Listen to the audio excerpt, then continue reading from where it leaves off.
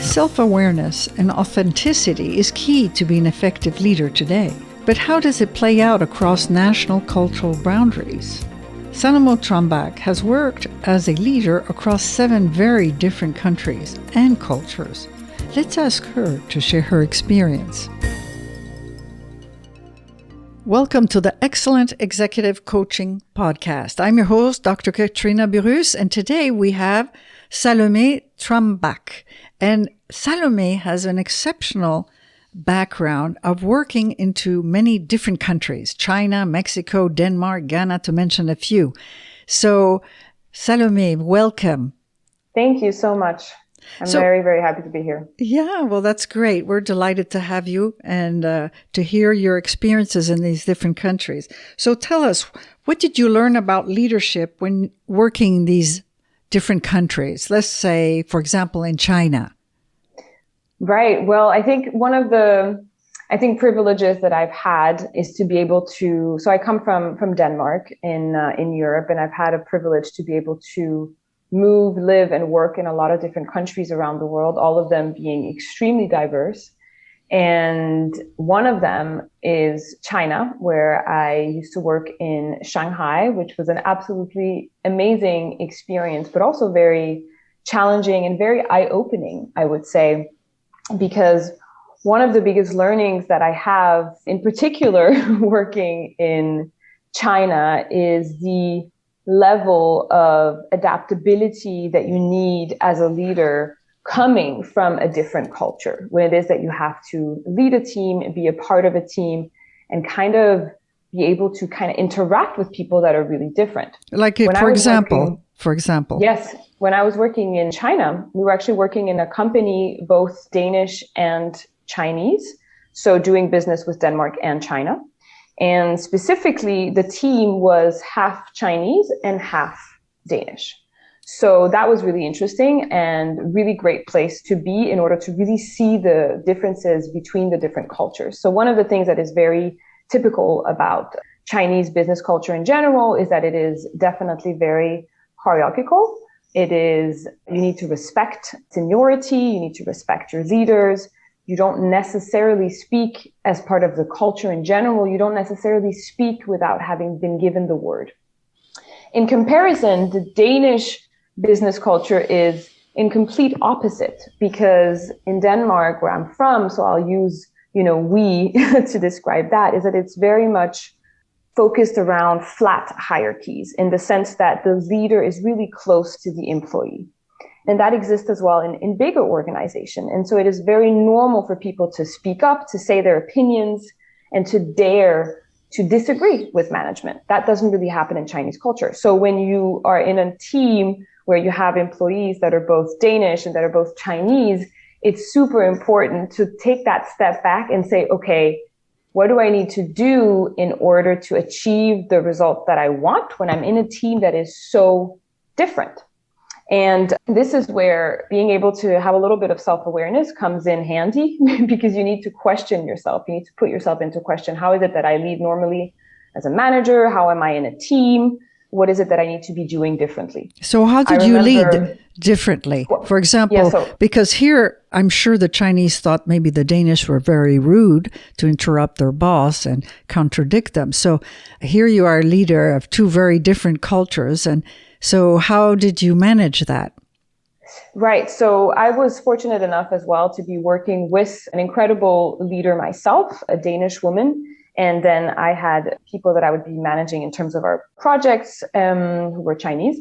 And I was able to kind of see firsthand, what is it that we need to do? So firstly, it's about kind of establishing, really having open and honest communication with the people that you work with and saying, listen, let's be very open and honest about how it is that we normally work and how it is that you work. So basically going and sitting down and having that conversation is one of the most important things that you can do. And I think that that is something that probably is very Danish, to be able to just say, we want to be open, we want to be transparent.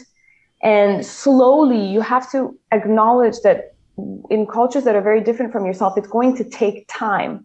So even though I, as a human being and as a leader and as an employee and as a team member, I might be very influenced by my own culture. So I'll say things more directly. My team may not. The person I'm leading may not. So how do I deal with that?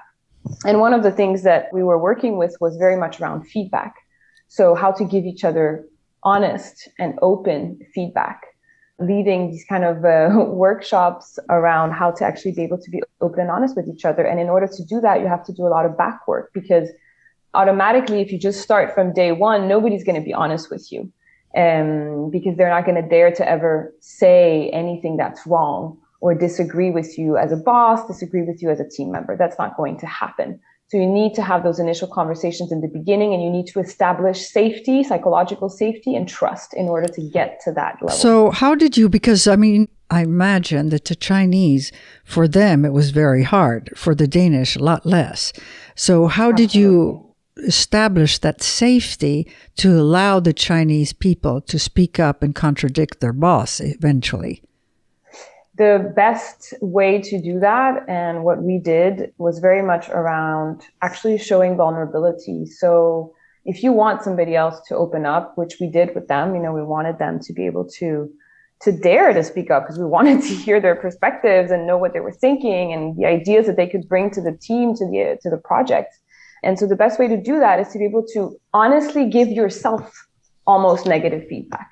So being vulnerable, saying, I know that there are certain things that I'm not good at, and these are things that I'm willing to tell you, all of you, so that you can hear that negative feedback isn't that hard. And then being able to, between two Danes, for example, giving each other feedback in front of everybody else and saying, I am open, Salomé, to get feedback from someone else. This is normal to us. This is something that is okay. It's accepted. You have to be a role model in that sense. You can't expect anybody else to do it before you. So that's really the best way to go about it. And it takes courage and it takes vulnerability, because it's not really necessarily easy to do that, but it's a great way to get started. And then depending, of course, on the size of your team and everything, it may take shorter and it may take longer to achieve that kind of level of trust and safety. Very interesting. Mm-hmm. So you also had an experience of working in Mexico. So tell us a little bit how you had to adapt your leadership or your being a team member to that culture. It was a very exciting time working in Mexico. I was working for PriceWaterHouseCoopers at the time. I was a part of a Nordic business group there and responsible for kind of getting new clients, and especially being the ambassador for the Danish market as well for them. And one of the things that I learned was very much actually around networking. How do you network? How do you talk to people that are more senior than yourself? How do you talk to people that are more low level than you? How do you kind of navigate those different cultures? And one of the things I had to learn that was really hardcore was around the lunch culture. During lunch, that is when you network. That is when you assess your career opportunities, where it is that you want to go with your leadership. And so you need to actually really develop strong social skills, because it's during that period very often that you have time to meet with potential partners within the organization and kind of show what it is that you can, how you want to work with them, etc. And one really interesting thing was that, as a woman working there, I was meeting mostly with men. And there was a very strong culture of drinking during lunch, actually. A lot of tequila, a lot of mezcal, and it was just very normalized that you go and you have these lunches of 3 hours. And it's something that sometimes, you do things that are a little bit differently than the normal way that you work.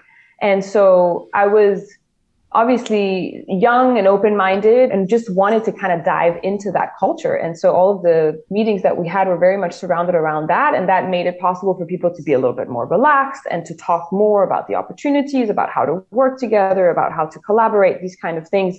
But it was very different. And I found that quite interesting to see how that could lead to opportunities and to make sure that you moved forward in projects, because in Mexican culture, it's also very hierarchical. So it's also very different. And I'm not going to deny the fact that as I'm speaking to you today, every single time I've been in another country, it's important for the audience to remember that I'm not a local. So I'm coming in, as an expat, you could say. And that, of course, gives me a different kind of power and a different kind of background than maybe a local would have. So for example, 2 questions. How does coming from another country, being an expat? How does that affect your interactions? And also, you mentioned earlier that you learned in Mexico how to talk differently to the top management or to employees. So could you clarify that too? Yes, sure. One of the things in terms of the communication was around really figuring out when it is that you can be more loose and when you have to be more serious in conversation. So when you're sitting in meetings, the conversation is always very serious and it's very, very high professionalism. And there's a lot of respect in terms of seniority and these kinds of things. But what I was mentioning around the lunches is that that's kind of like the cultural part where you can let go a little bit more and when you can be more loose, when you can use a little bit more humor, where you can be a little bit more relaxed, I would say. And so that was the difference in trying to navigate, what is okay and what is not. And that's always a soft balance, but I found that quite interesting. And then when it comes to, what it means to come as a foreigner, and I mean, I do have to say that, when you're coming from Denmark, coming from a very privileged place in the world, and coming as, even though I'm very mixed culturally, I have half of my family is Moroccan, I still come across as, I'm white. And that makes a difference when you come as an expat and you're white in countries that are very different from yourself. And that's a part of the self-awareness that you need to kind of adopt, is understanding, okay, it's very likely that I'm being treated a little bit differently than potentially a local in that country. And so it's very humbling and you have to be aware of that. And I think for part of my experience, I wasn't aware of it because I was much younger. I didn't have as much knowledge. I wasn't as educated around those topics. But today, of course, a lot more. And you get to see when, do you get more opportunities because you come from a different place, because that happens, right? So basically, the expats are perceived as almost prestigious. So they treat you differently, you said. If you're an expat and you come back and you're white, for example, from what I understood, is you are given more opportunities. Is that correct? I mean, it can be. It doesn't mean that you don't have to, necessarily work hard or make yourself seen. But I think, depending on who you're talking to, there is no question that there can be a power imbalance. And it's not a given for everybody, but it's just this really important thing to be aware of. And I think in leadership in general, when you hold a responsibility, when you're leading teams, when you're in a different culture, being aware of that potential power, that privilege is a place that can also really increase actually trust and safety around yourself, around your teams, because you're aware of it. And I think that that's a very powerful thing to be aware of. Yes. And also, so you said you communicate differently in Mexico for top management and employees, meaning are you more official with top employees or management? In what way? I would actually say that it was, funnily enough, there was more directness when it came to people that were potentially below you, because they just have this respect. They look up. So if you are in a position of seniority compared to them, they're expecting certain things from you, and they're not. It's a little bit similar in certain ways to the Chinese culture, where you're not going to necessarily speak against somebody that's more senior than you. And so, whereas when you come in a place from a different country, and I was talking to senior leaders, I was able to use a different approach. I was able to use more humor, more relaxation, being a little bit more loose than I would have done with people that were below me, because they would have seen that as potentially a little bit unprofessional and not really understanding what that would mean, and put them in an unsafe environment where they wouldn't know how to actually deal with me.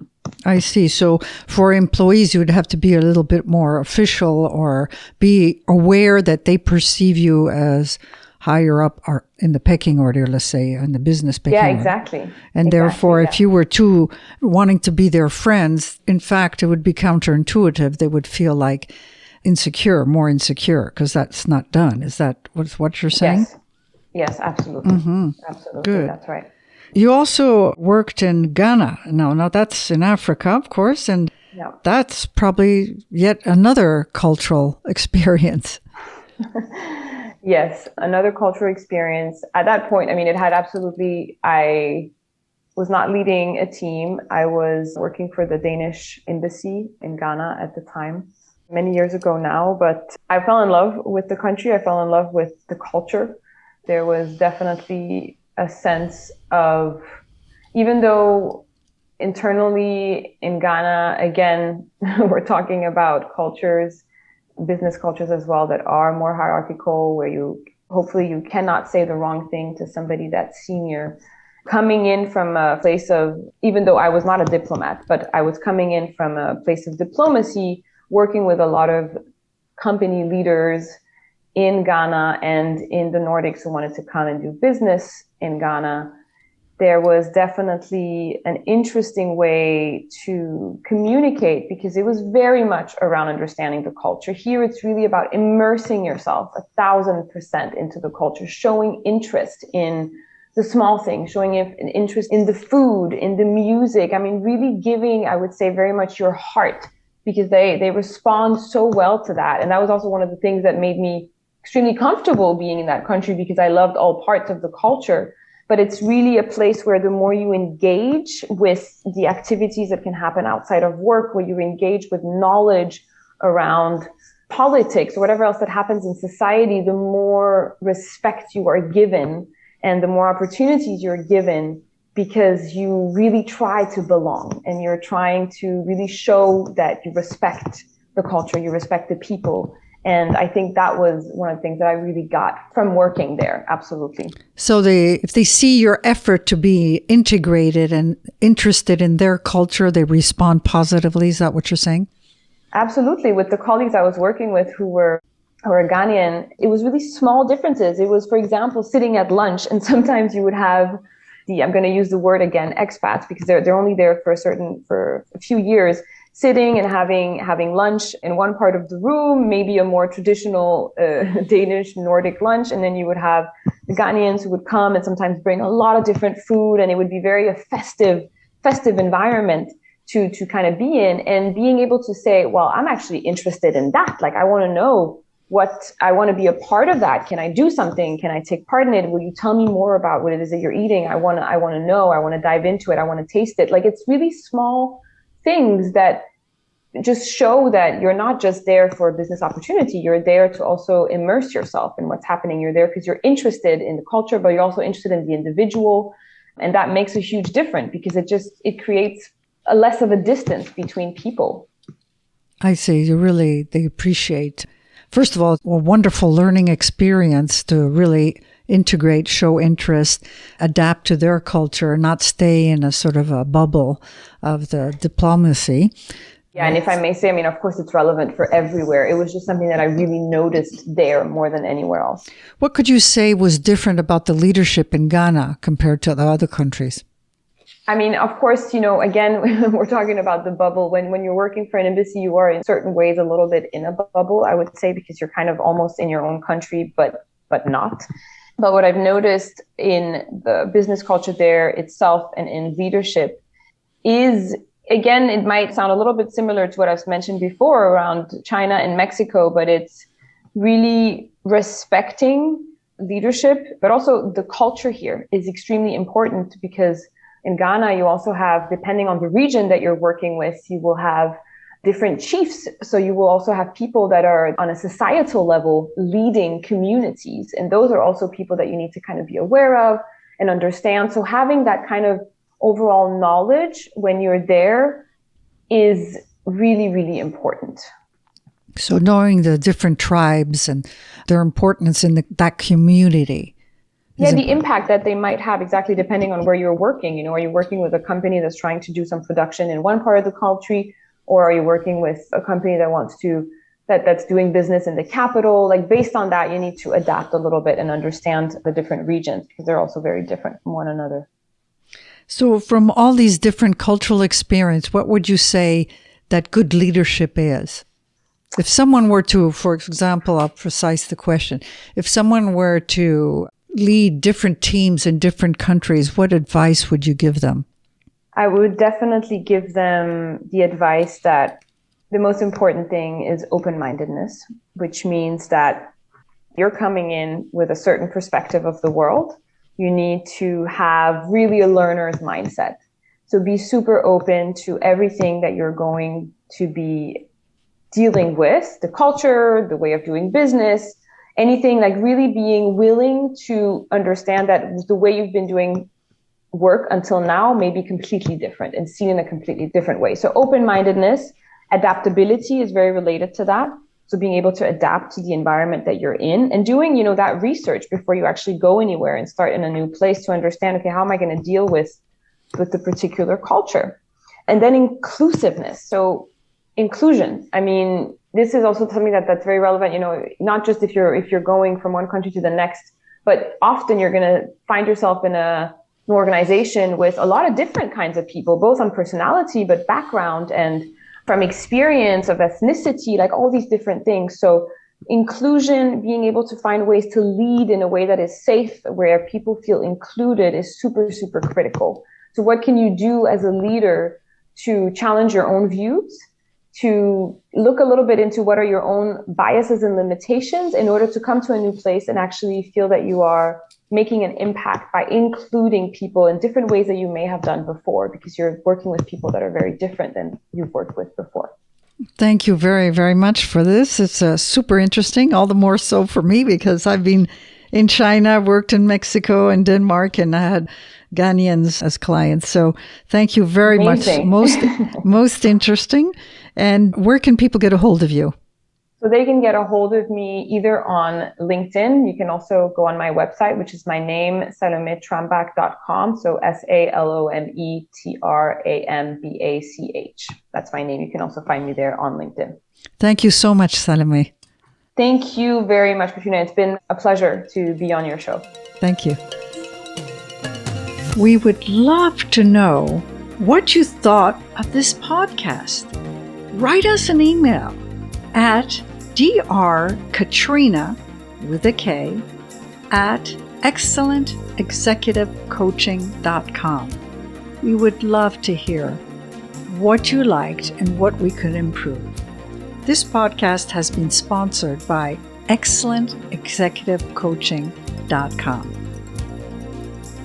Thank you for listening to the Excellent Executive Coaching Podcast. You can subscribe to all future podcasts at excellentexecutivecoaching.com.